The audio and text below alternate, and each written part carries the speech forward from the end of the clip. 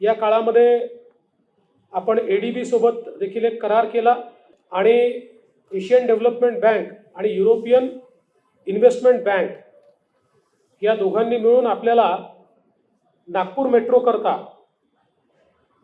जवळपास 3,586 कोटी रुपयाचं कर्ज दिलं आहे। आणि मला सांगताना आनंद वाटतो की याचा व्याज दर जो आहे हा 0.72%, म्हणजे 1% देखील कमी दराने हे कर्ज त्यांनी आपल्याला दिलेलं आहे। आणि एक्सचेंज रेट हा डॉलर नाही आहे, तो येन आहे।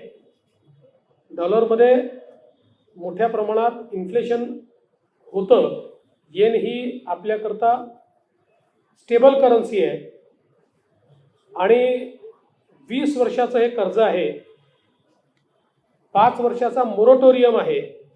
त्यामुळे मोठ्या प्रमाणात आता नागपूर मेट्रो टप्पा 2 याला गती या माध्यमातून मिळणार आहे।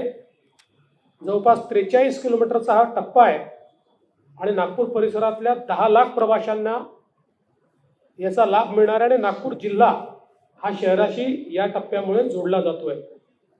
यासोबत आपली जी मित्रा संस्था आहे या संस्थेच्या माध्यमातून ग्रामीण रस्ते हे आमचा प्रयत्न असा आहे की 1000 लोकसंख्येची जी गावं आहेत या गावांना कॉन्क्रीट रस्त्याने जोडायचं। त्या संदर्भात एशियन डेव्हलपमेंट बँकेशी करार आपला झाला। कौशल्य विकासाचे 500 केंद्रांच्या अपग्रेडेशनचा आपला करार झालाय आणि मोठ्या प्रमाणात ज्यावेळेस शिंदेसाहेब मुख्यमंत्री होते त्यांनी बांबू मिशन सुरू केलं।